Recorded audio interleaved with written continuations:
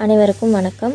இன்றைக்கி நம்ம என்ன பார்க்க போகிறோம்னா பருப்பு பாயாசம் எப்படி செய்கிறதுன்னு தான் பார்க்க போகிறோம். வாங்க ஃப்ரெண்ட்ஸ், வீடியோக்குள்ளே போகலாம்.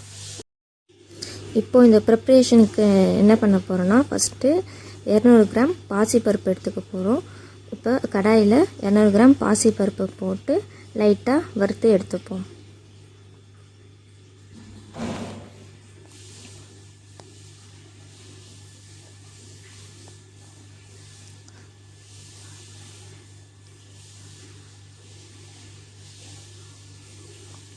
ரொம்ப வறுத்துடக்கூடாது, லைட்டாக வறுபட்டால் போதும். ரொம்ப வறுத்துட்டா பாயாசம் கசக்கும். ஸோ லைட்டாக வறுத்துட்டு எடுத்துப்போம்.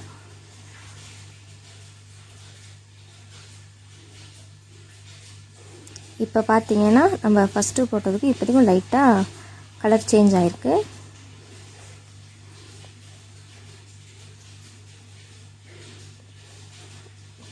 இப்போ இன்னும் கொஞ்சம் லைட்டாக வறுத்தாச்சு. இப்போ பார்த்திங்கன்னா நல்லாவே உங்களுக்கு டிஃப்ரென்ஸ் தெரியும். ஃபஸ்ட்டு நம்ம போட்டதுக்கும் இப்போக்கும் பருப்பு நல்லா வறுத்தடிச்சு, அதுக்கு அடுத்தது என்ன பண்ண போகிறோன்னா, ஒரு பாத்திரத்தில் மாற்றிட்டு கொஞ்சம் நல்லா பருப்பை கழுவிட்டு நம்ம வேக விட போகிறோம். இது நல்லா வெந்து வரட்டும். பூ மாதிரி தானாக நல்லா வேக விட்டிங்கன்னா பூ மாதிரி வந்துடும்.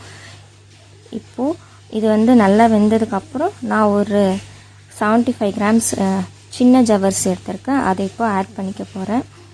இப்போ வெந்த பருப்புலேயே இப்போ ஜவ்வரிசி ஆட் பண்ணியிருக்கேன். நான் சின்ன ஜவ்வரிசி எடுத்துருக்கிறதால நான் தனியாக அதனால் வேக வைக்கல, இதிலே வச்சுருவேன். அது ஒரு 5 மினிட்ஸில் வெந்துடும். அடுத்து தேவையான பொருள் பார்த்திங்கன்னா வெல்லம். இப்போ நான் ஒரு 250 கிராம்ஸ் ஆஃப் வெல்லம் எடுத்திருக்கேன். அதை அப்படியே அதில் ஆட் பண்ணக்கூடாது.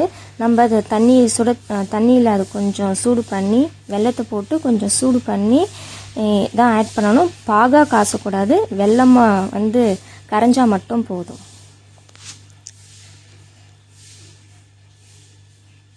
இப்போ பார்த்திங்கன்னா வெல்லம் நல்லா கரைஞ்சிடுச்சு. இந்த பதத்துக்கு வந்தால் போதும். நல்லா ஞாபகம் வச்சுக்கோங்க, பாகு பதத்துக்கு நம்ம காய்ச்சக்கூடாது, வெல்லம் கரைஞ்சால் மட்டும் போதும். இப்போது என்ன பண்ண போகிறோம்னா, இந்த கரைஞ்ச வெல்லத்தை நம்ம அந்த வேக வச்சோம்ல ஆல்ரெடி பருப்பு, அதில் நம்ம இப்போ ஆட் பண்ணிக்க போகிறோம். அதுக்கு முன்னாடி நம்ம இப்போது 2 கல் உப்பு ஆட் பண்ணிக்கிறோம். ஏன்னா அப்போ தான் ஸ்வீட்டுன்றதால கொஞ்சம் அந்த ஸ்வீட்டை எடுத்து நல்லா தூக்கி கொடுக்கும். ஸோ எப்போவுமே இனிப்பு செஞ்சிங்கன்னா கொஞ்சம் உப்பு ஆட் பண்ணிக்கோங்க. இப்போ அந்த வெல்லத்தை நம்ம வடிகட்டிக்கலாம். கண்டிப்பாக நீங்கள் வெல்லத்தை வடிகட்டி தான் ஆகணும். ஏன்னா அந்த வெல்லத்தில் கல் தூசி அதெல்லாம் இருக்கும். ஸோ கண்டிப்பாக வடிகட்டிக்கோங்க. இப்போ நம்ம ரெடி பண்ணி வச்ச பாசிப்பருப்பு, வேக வச்ச பாசிப்பருப்பில் இப்போ வெள்ளை கரைச்சலை ஆட் பண்ணிக்கிறோம். இப்போ பார்த்திங்களா எவ்வளோ தூசி இருக்குது. அதனால தான் கண்டிப்பாக வெல்லத்தை வடிகட்டிக்கணும்.